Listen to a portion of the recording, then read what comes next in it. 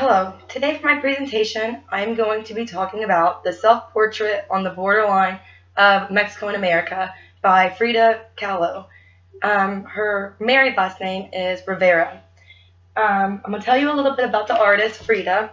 Growing up, she had no expectations of actually being a painter. She really wanted to be a doctor.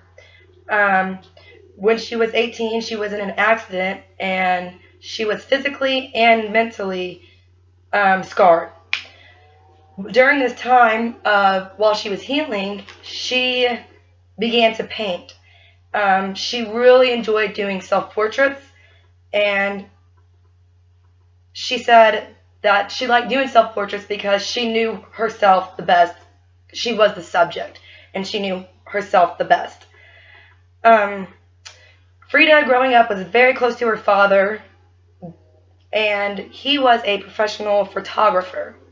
So that kind of gave her some insight into art. But when it actually comes to art, she did not have really any formal training.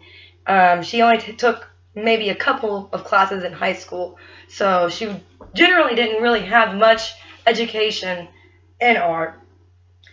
Frida, she said, in quote, I paint myself because I am often alone and I am the subject I know best. Frida's paintings are from personal experiences, which consist of symbolic portrayals of physical or psychological wounds that has happened in her life.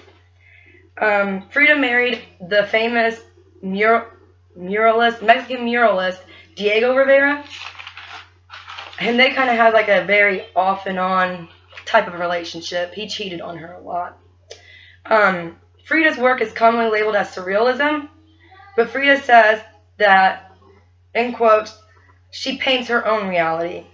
Frida's artwork style has evolved from other artists, cultures, and life itself.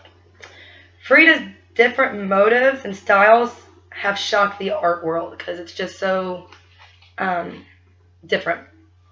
The actual painting, it's really small, and it's oil on tin, and it was made in 1932. Now when you look at the picture, what you see is it's a self-portrait painting. Frida is in the middle of the painting, and she has like a pink powder dress on, white lace gloves, a jade and coral necklace, and her hair is braided. She stands like a statue, and she's motionless.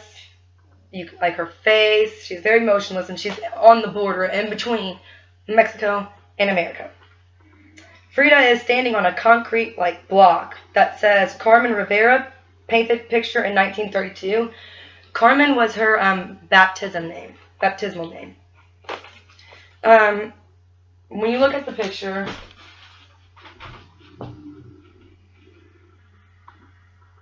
on the left is Mexico, and on the right, the left-hand side, she holds a Mexican flag that crosses over to the Mexican side. In her right hand, she has a cigarette that is on the American side, or the Gringolandia, which is what Frida referred to America as. Each side of the painting is a view of the two different worlds from her perspective. The right side, Frida expresses her feelings of America and the industry. The main vision is dead technology dominated the landscape is dull with gray and blue colors. On the right side, there is a red loudspeaker, a flood lamp, and some type of machine. The electric cords run into the ground, and one is plugged into the concrete block which Frida is standing on. The middle right side has gray pipes and industrial chimneys that spell the word Ford. There is, in the background, you can hardly be able to see it, but there's skyscrapers in the horizon. The top right, the air is like really smoggy and smoky from the smokestack spewing from the pipes. And in the smog and the pollution flies the American flag.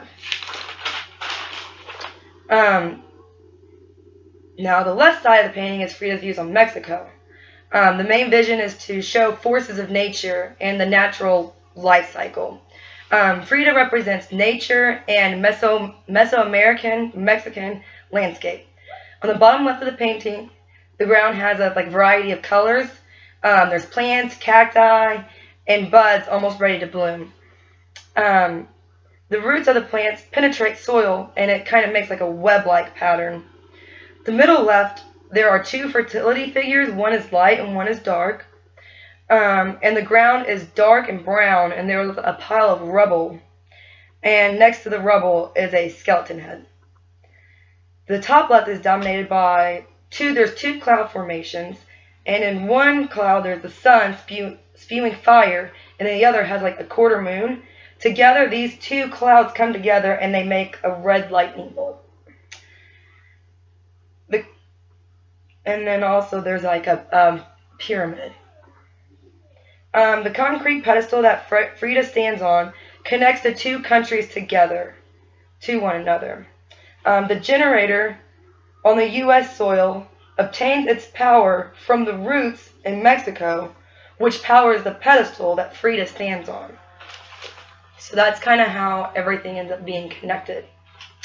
Some elements of the artwork is Frida used fine brushstrokes to show gradual changes in value of light and dark.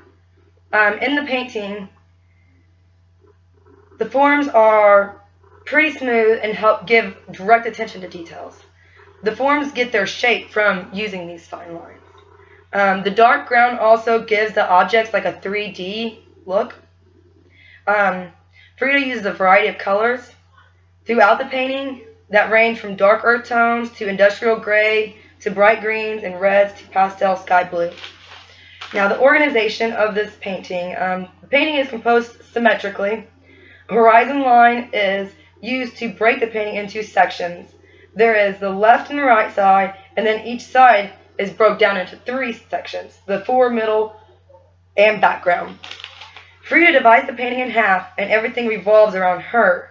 The organization of this painting gives the viewer a visual passage from the foreground to the background. Some viewpoints of this painting, like why she painted this, why Frida painted it, was during this time she had been in America for 3 years. She was homesick. She missed Mexico. She had a miscarriage. She felt very isolated in America. She actually refers to it as limbo because she felt so disconnected from her own homeland. A cultural view of why she painted this would have been she grew up during the social change for Mexicans, which is known as the Mexican Revolution, and she viewed technology as bad luck and a cause of pain. In the art world, a lot of people viewed Frida as Diego Rivera's German-Mexican wife. It wasn't until almost nearly when she was dead and decades after when her art started getting more recognition and being more appreciated for her art. When it comes down to it, Frida enjoys putting her emotions and her feelings and thoughts on paper. She liked to do self-portraits, and she's very famous for her self-portraits. And she's not a surrealist, but in a way, she is. She makes everything that she feels a reality.